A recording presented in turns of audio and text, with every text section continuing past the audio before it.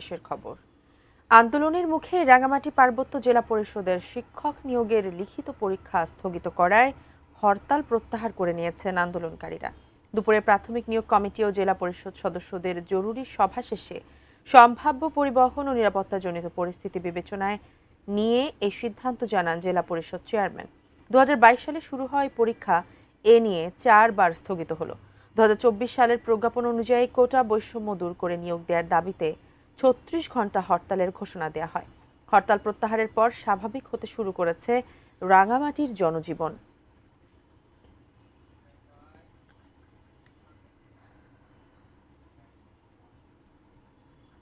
Awami League vote ডাকাতি করে ক্ষমতায় থাকার লোভে অবৈধভাবে তত্ত্বাবধায়ক সরকারের বিল বাতিল করেছিল বলে মন্তব্য করেছেন বিএনপির কেন্দ্রীয় নির্বাহী কমিটির সদস্য অ্যাডভোকেট এম রুহুল কুদ্দুস তালুকদার দুলু।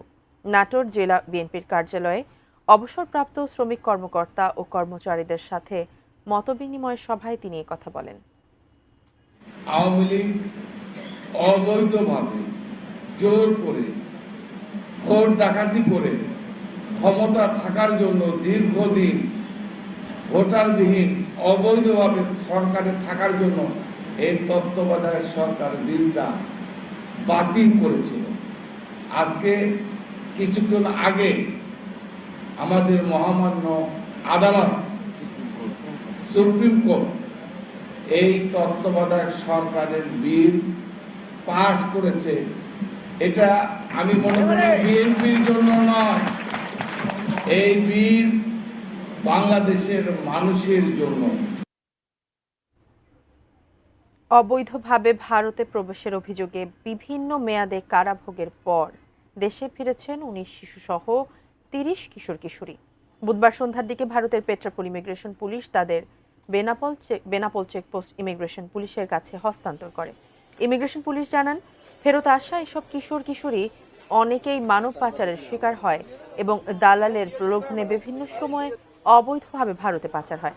ভারতে প্রবেশের পর কলকাতার একাধিক থানা পুলিশের হাতে আটক হয় এবং পরে কলকাতার সেন্ট্রাল কারাগারে বিভিন্ন মেয়াদে সাজা ভোগ করেন।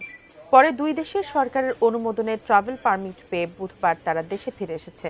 এখান থেকে 3টি এনজিও সংস্থার মাধ্যমে তাদেরকে পরিবারের কাছে হস্তান্তর করা হবে।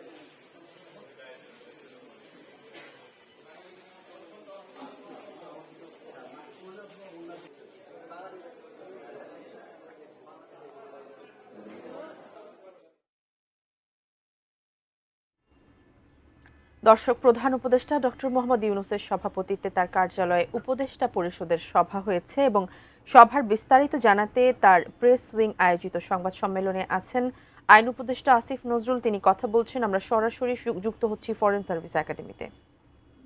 বিচার বিভাগের স্বাধীনতা পরিপূর্ণরূপে প্রতিষ্ঠার যে শেষ ধাপ, সেটা সম্পন্ন করলাম আইনগতভাবে।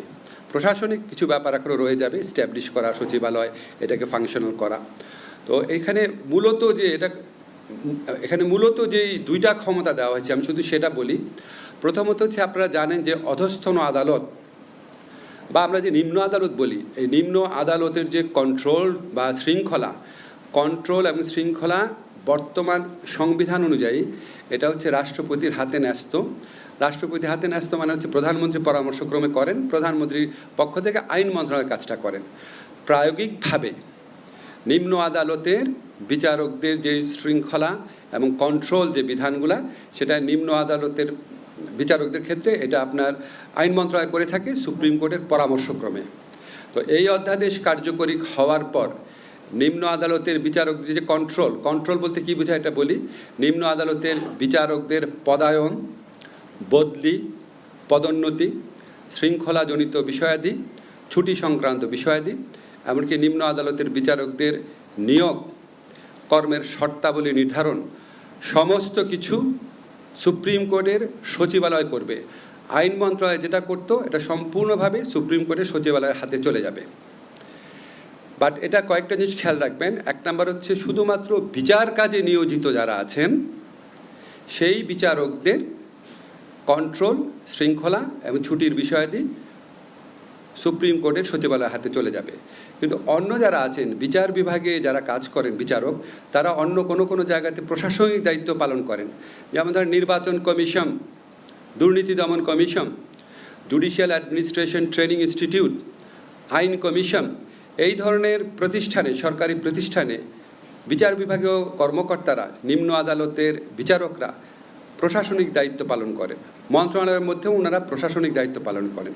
এই যে প্রশাসনিক দায়িত্ব নিম্ন আদালতের যে বিচারকরা পালন করবেন, ওনাদের কাজের শৃঙ্খলা, ছুটির বিষয়াদি, কন্ট্রোল, এটা কিন্তু আইন মন্ত্রণালয়ের হাতেই থাকবে। শুধুমাত্র নিম্ন আদালতের বিচারক যারা আছেন তাদের কন্ট্রোল, নিয়ন্ত্রণ, তত্ত্বাবধান, শৃঙ্খলা, ছুটিজনিত বিষয়াদি উচ্চ আদালতের হাতে চলে যাবে। উচ্চ আদালত তার সচিবালয়ের মাধ্যমে এই ক্ষমতা প্রয়োগ করবে।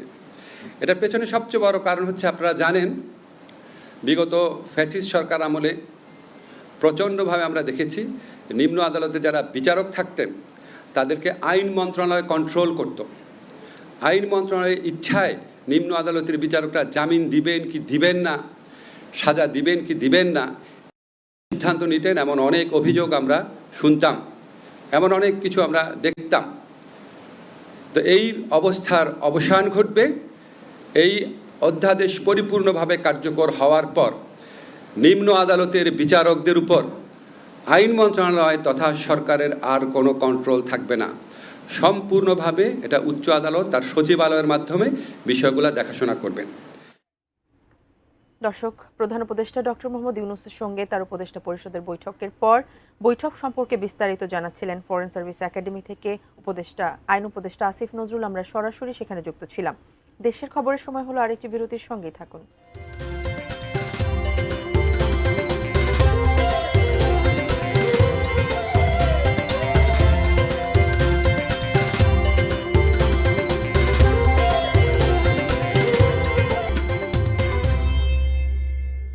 বিরতির পর আবারও আমন্ত্রণ দেশের খবরে।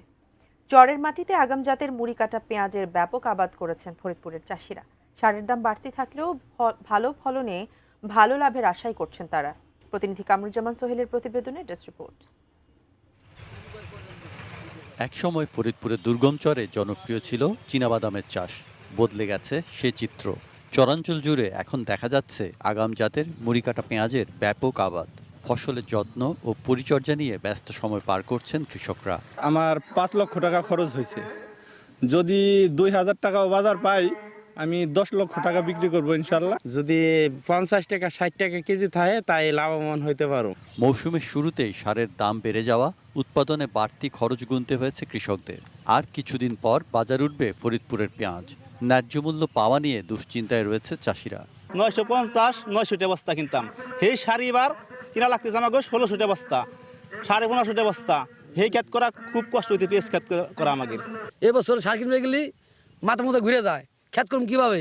এবছর ফরিদপুর জেলায় ৫,২০০ হেক্টর জমিতে মুড়ি কাটা পেঁয়াজ আবাদের লক্ষ্যমাত্রা। কৃষকরা লাভবান হবেন বলেই আশা কৃষি দপ্তরের। কি পরিমাণ সার দিলে আমরা সঠিকভাবে চাষাবাদ করতে পারবো এবং ভালো ফলন পাবো, এই ধরনের পরামর্শগুলো। এবং পেঁয়াজের আরেকটা জিনিস আছে যেটা হচ্ছে বালাই ব্যবস্থাপনা। এই বালাই ব্যবস্থাপনার ব্যাপারে আমাদের উপসহকারী কৃষি কর্মকর্তারা মাঠ পর্যায় থেকে কৃষকদের পরামর্শ প্রদান করে থাকে।